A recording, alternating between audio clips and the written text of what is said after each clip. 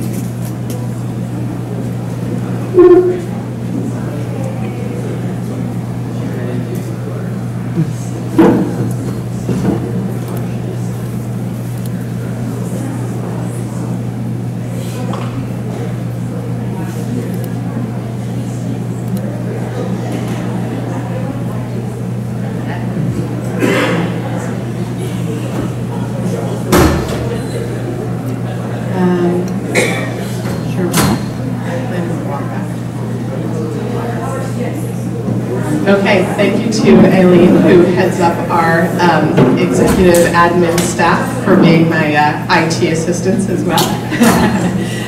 So as I was saying, spent lots of time in security, both building and leading up InfoSec teams for a couple of different companies, as well as in product management, security product management. I started way back when doing network security product management at Oracle. I then have done database security product management, spent all those years in InfoSec, and now I'm at Lookout back in product, which is what I feel is the center of the world, which is what is super exciting about it for me. I get to spend so much of my time with leadership, with individual engineers, engineering management, and every part of the company when you're in product. And I just think it's super fun, it's super exciting, and it's security, so it's super challenging.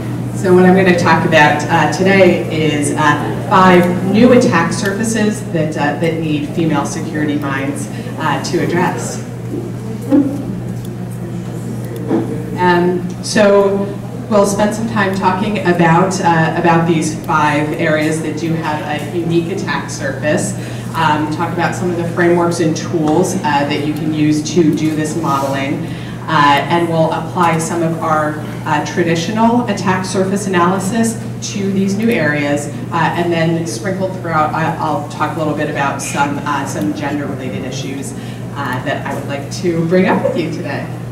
And we'll end talking about skill sets and what kinds of adjacent roles people come from, who I think can do really great things within these areas. So first, attack surface analysis. So where do you start when you need a framework or model to figure out something like analysis of attack surfaces? You look to OWASP.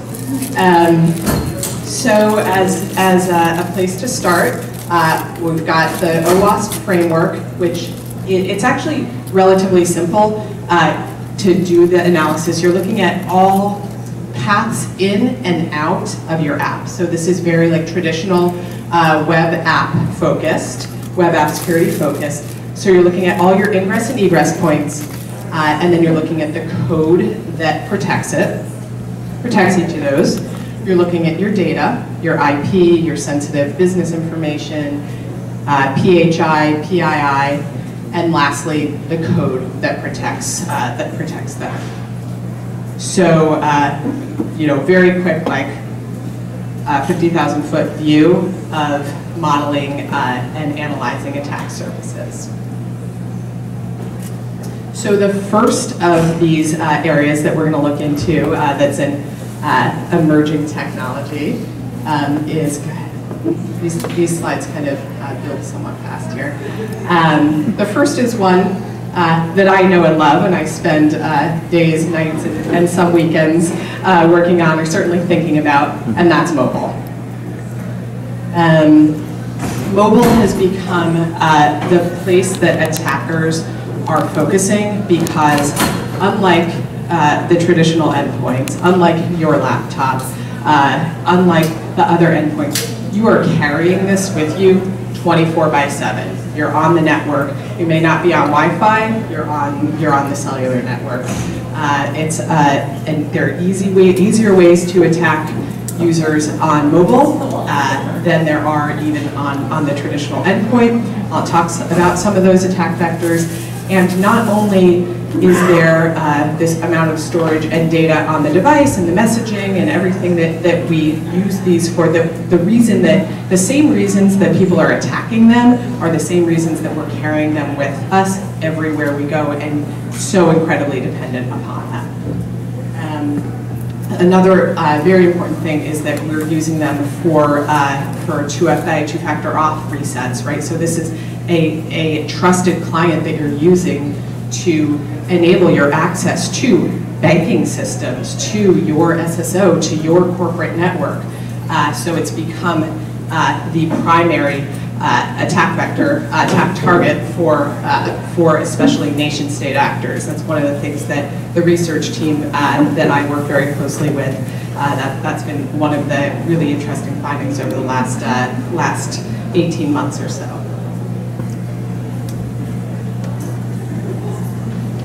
So as we do an analysis of the attack surface for mobile, what do we look at? So first we'll look at the device itself. So to start with, there are the mobile apps, of course. We've all got at least dozens of them on our devices. Some Android devices come preloaded with literally hundreds of apps. And people the app economy is growing to, I think the stat that I saw was by 2021, we're looking at the $1 trillion level. So what are the vulnerabilities that we're seeing? What's the malware that we're seeing here? Of course, Trojans, ransomware, surveillanceware, as I just mentioned. Also app vulnerabilities. We've talked and we will talk today a bit about secure development lifecycle, about app vulnerabilities. When you have your 5 guys in a garage coding up their app that ends up becoming something that people within your corporation are using, that becomes an attack vector into your corporate data and into your network. So the mobile devices themselves, we have monthly patches that come out on the Android side. Of course, it has to get through all of the layers, all the way through your OEM and your carrier over to your device. So you've got a number of known CVEs. You have more frequent patching that happens when as needed.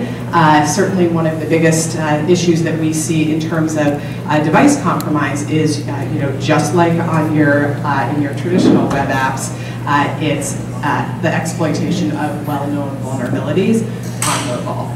And you have jailbreak and root not only by attack, but when a user jailbreaks their device or roots their own device, then all of those sandbox protections that you have that protect one application from entering another app sandbox, those all go away.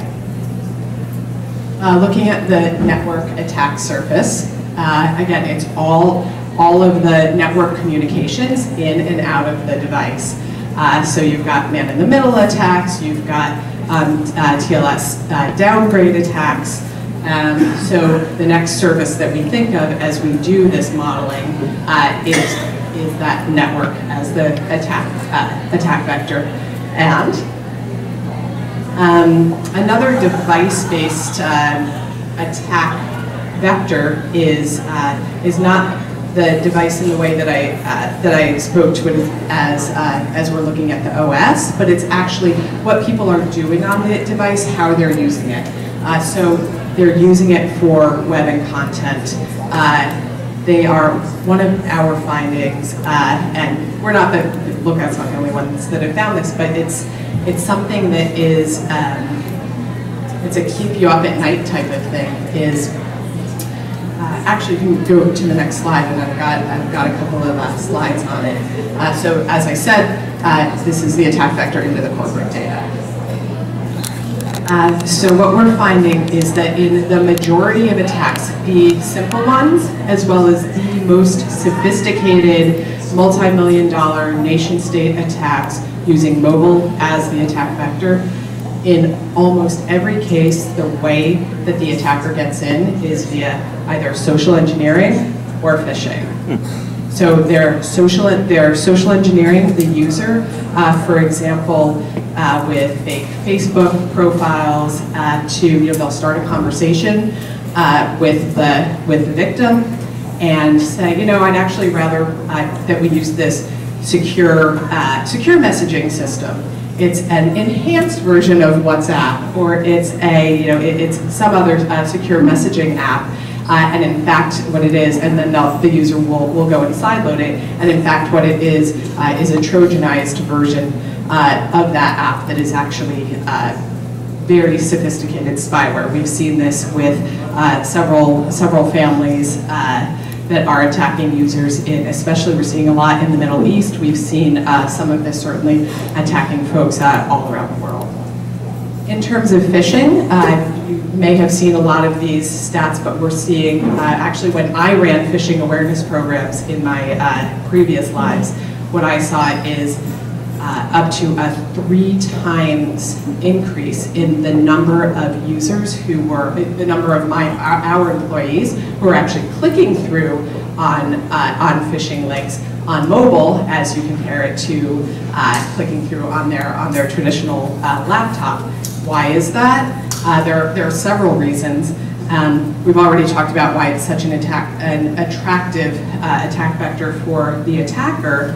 And for the user, there are these simple things that we've trained our employees on that people know to look for that they can't do on the mobile device, or they don't know how to do it on their mobile device, right? You can't hover over the link. In fact, people don't know that you can hover over the link.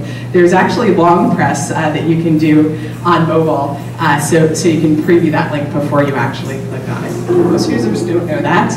And this is how, as we've modeled out the mobile APT kill chain, the entry point is spear phishing for social engineering. So on to the next of the emerging technologies, my example number 2 is the Internet of Things. I know that there's talk going on, it may be going on right now actually, which is actually doing threat modeling for IoT. So again, where do we go when we want to figure out how to analyze the attack surface? Back to OWASP, right? They actually have a specific IoT project where they've modeled out 16 distinct attack surfaces specific to IoT. I am not going to go through all of them right now. because I want to turn the presentation a little bit to make a point here before we move on to the third one. So I said that this talk is about 5 attack surfaces that really need female security minds to address them.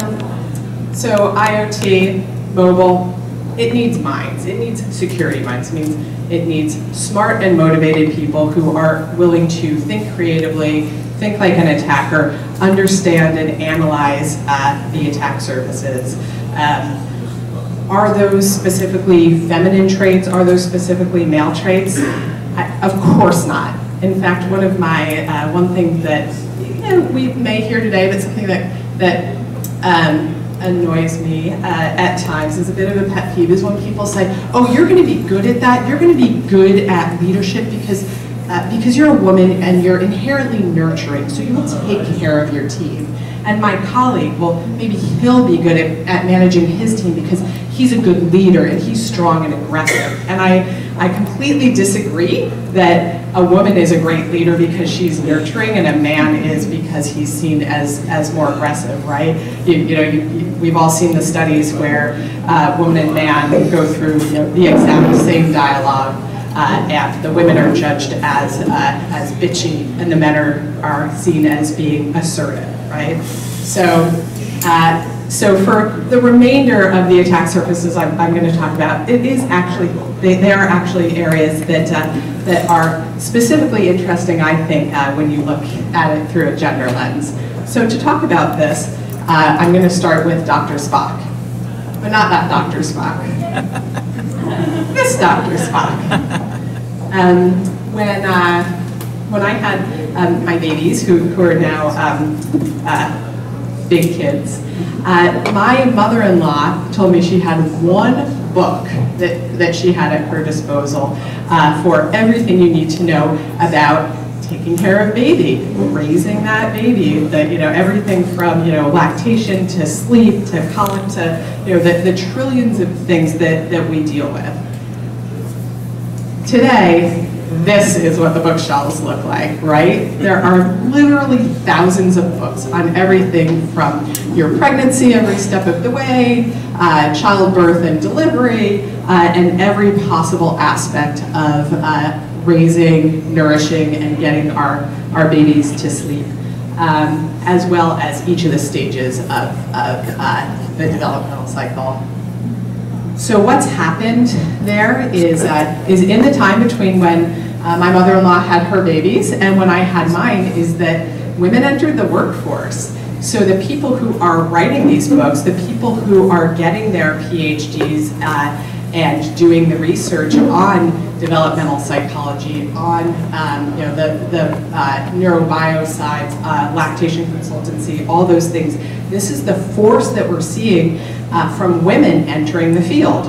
So now, if we turn to our field, let's look at one specific IoT device that I happen to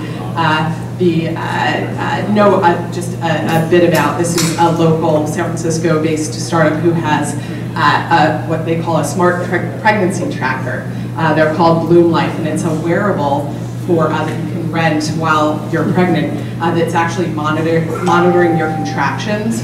So if any of you have children or have friends or family who have, normally it's not until you get into the hospital and they have these these huge elastic straps that they strap around you to monitor for your contractions. This is a wearable. Actually, if you advance to the next slide, you'll see I've got you can see the graphic a little bit here. So it's a very small wearable, almost like a patch, that has it can communicate with the mobile app over Bluetooth, and then that health data is actually stored back in the what they call a health cloud. So I want to use this to look at that IoT, the OWASP version of looking at the IoT attack surfaces. So to start with, this sensor itself, that sensor has memory on it. So you've got credentials that are stored here. You may have encryption keys stored here for that secure communication with your mobile app. You have the physical device interfaces. So you may have a command line interface that that an admin might need to use if they're communicating with it directly.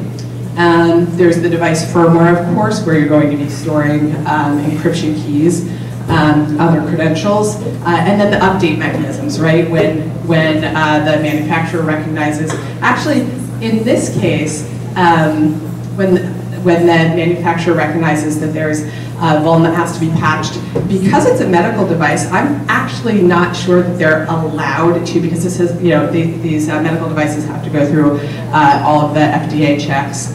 And in fact, there's this funny thing that happens in health IT, which is that, ironically, once you get through your clinical trials using a certain patch level, you're not actually allowed to patch beyond that because that's not the version that's been certified, right? So what did I just say about exploited well-known vulns?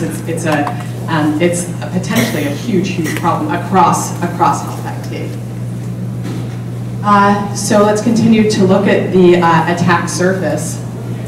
There's the mobile app. I've already talked about some device layer and app layer issues that we need to worry about there.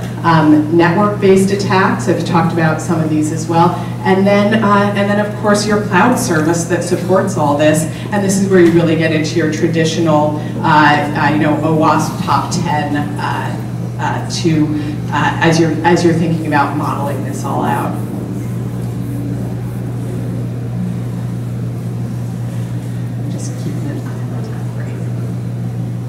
Okay, so number 4 of these emerging technologies. There are a number, as we've had more women enter the workforce, and it's not just a matter of women founding these companies and leading these research studies. It's where a lot of the interest lies, both for men and women. But what we're starting to see a lot more of is educational tools. Dreambox is an example of a math app that my kids have used actually as part of their curriculum. You let them do their math on an iPad. It's a trillion times better than learning your multiplication tables on on a piece of paper like I did. We have what is it? Raz Kids is something that my daughter's using this summer. She's 9 and she's had some trouble with reading, and this is like after watching YouTube 24/7, her second most place that she's most interested in on the iPad is in using this this Raz Kids app, where first there's whatever, she gets to pick whatever book, it's at the right level. At first it's read to her, and then she actually does the reading, and then takes like the reading comprehension test at the end of it. There's a startup in the East Bay. One of my former colleagues from when I was at Workday, actually, she's been a security engineer for many years there. Her kind of side project is something called Tinker Camp, which is like a summer camp and weekends kind of course that's teaching robotics in a really fun way to kids. So as I look at each of these types of things, I'm thinking about what the unique attack vectors are, and thinking about modeling it. And it's the traditional OWASP attack surface analysis that I just talked about. So I'm not going to spend too much time talking about this. I will speak to this last piece that is really interesting to me. I've just started to research more about these recently, because I talked to a founder actually of this service. It's called Techquitable. So it's a very small startup, just a couple of female founders, and they're focusing on workplace bias, discrimination and harassment, where they have an app, they'll sell it to your HR department, and it's not quite a survey, it's more tools that you can use as you have questions and issues that may be coming up. So we're seeing this trend, which is, I think, an incredibly great thing for us as women in the workforce, and as anyone who wants to see gender equality across the workforce. One of the things that is so intriguing that one of the founders of Techquitable told me recently, and somebody I think Asta in the keynote this morning mentioned it. It's not a pipeline problem. It is a pipeline problem that we don't have enough women in our space. But actually what they found is that, what studies have found is that women leave the tech workforce mid-career at twice the rate that men do. And the number is actually 3 times for minorities and people of color, which is absolutely mind-blowing stat to me. And I think it's something for us to all be paying attention to. But in terms of looking at the attack surface, there's not a lot here that's super unique, so I'm going to move on from that and get into the 5th, which is perhaps a little bit more controversial for a day of Shecurity, but I think it's a super interesting thing to look at, which is cryptocurrency. Yes, the area in the industry that people are driving around in Lamborghinis at their conferences, driving around San Francisco in Lamborghinis. Why is this interesting? So I think if you look at the attack surface, I mentioned the 16 discrete areas that OWASP spells out for us.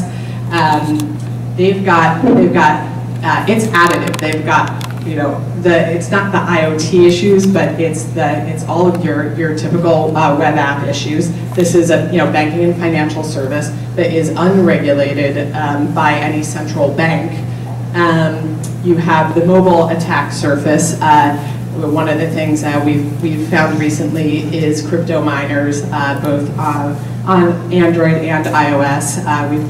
So you've kind of got across the board at every step of the way. You've got really unique attack surface here.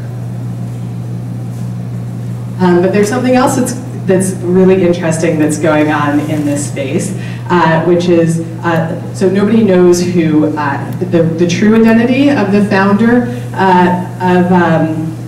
of cryptocurrency, the person, Satoshi, who wrote the first paper and did the POC and everyone. So there's a movement that, whose name is Satoshi Nakamoto. So there's a movement that is that Satoshi is female, and actually behind that is that questioning that assumption that this person who founded it is in fact a man. And what we're seeing is a lot of affinity groups among people in the cryptocurrency space, really around creating an environment that women are safe in, women are mentoring one another, women are promoting one another, and really being there as part of that affinity group. And recently, actually just this week, the Coinbase's CEO, UK CEO, had some interesting things to say about, because it really is in its infancy, the cryptocurrency space. It is a place that can really grow and thrive with getting women into that pipeline. So what we're seeing here is I'm not gonna lie, there's nothing more bro than cryptocurrency. There's nothing more bro than those guys driving around in their Lamborghinis, but there is actually a movement within this space. and these deliberate actions being taken. And I think whatever space that you're in, whatever industry that you're in, whichever of the 35 areas that we heard about from Deidre, what it takes is deliberate action to make change, to make the kind of change that I think that we all want to see.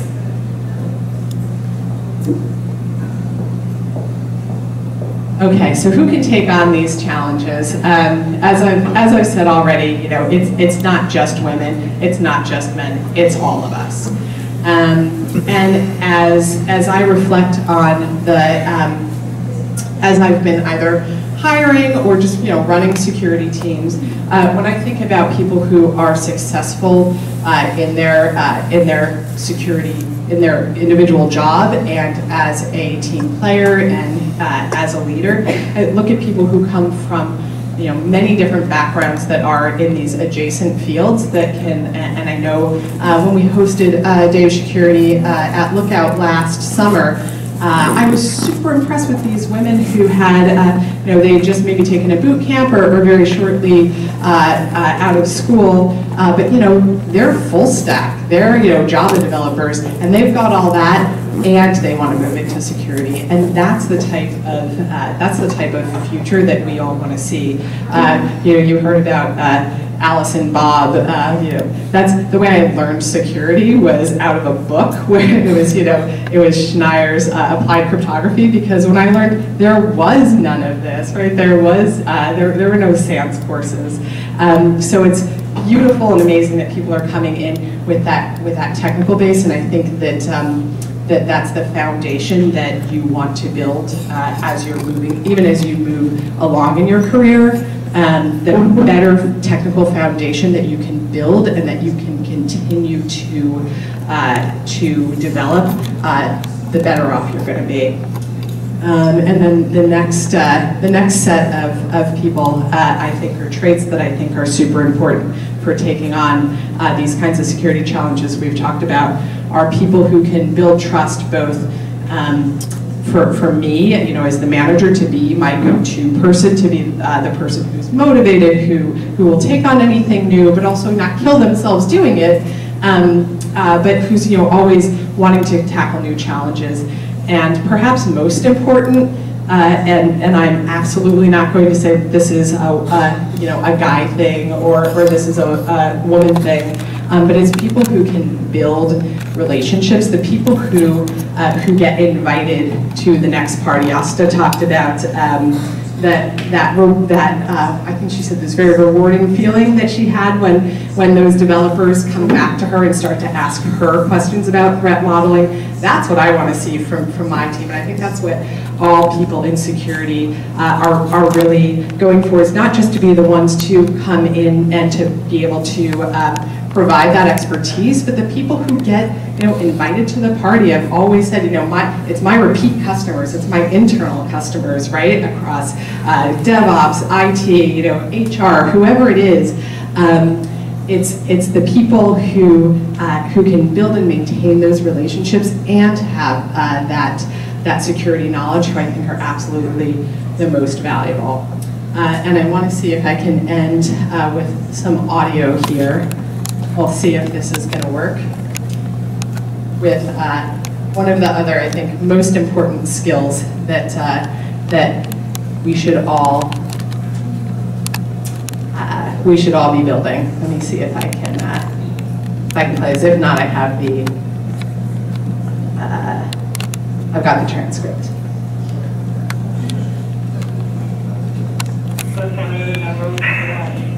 Yeah, we have a part of the aircraft that you feel that you can slow down a bit. Okay, can you have the medical fetus there on the runway as well as injured passengers? Injured passengers, okay, and is your airplane physically on fire? No, it's not on fire, but part of it is missing. They said there was a hole and someone went out. I'm sorry, you said there was a hole and somebody went out?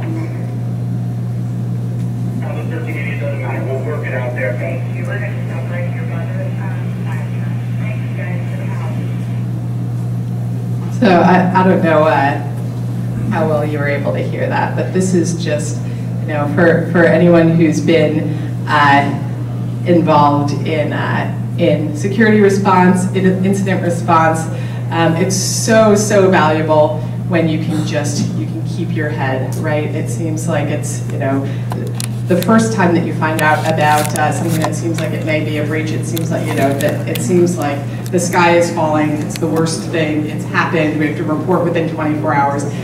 In fact, that's not always how it turns out, right? As you start to do your investigation, and kind of, you know, you scale it and you scale it down and you see what's actually happened. But this sense of even in the most urgent situations where you literally have a passenger who's been sucked out of the airplane. You have here my new hero, Tammy Jo Schultz, who landed that Southwest jet a few months ago in April. I don't know, were you able to hear the audio?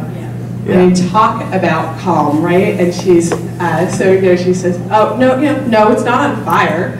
You know, but, you know, part of the plane is missing. I'm just asking if you can make a runway available so that I can land it. And I love that pause when the air traffic controller says, I'm sorry, you said there's a hole and somebody went out? And then there's this pause, okay, Southwest 1380, doesn't matter, we'll work it out when you get here, right? It's that calmness and that centeredness that I think is an attribute that all of us, I think, can learn. So I just wanted to wrap up by saying thank you so much for being here. I also wanted to mention that among the fabulous volunteers here is Lookout's head of recruiting, Brenly, who's actually right here. And we do actually have some super interesting roles both on my team, in the engineering team, as well as actually across the company that we are recruiting for. And I would absolutely love for some of you smart and interesting people to come and talk with Brenly. And I think we have a couple minutes for Q&A. Yes, 5 minutes.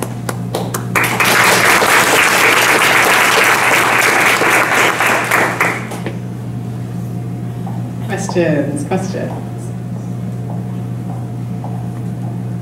Okay, well, I will be around as well this afternoon. I have to jump out for a little bit here, but I'll be back around this afternoon. And as I said, lots of my colleagues are around, and we'd love to chat with you if you have questions. Thank you.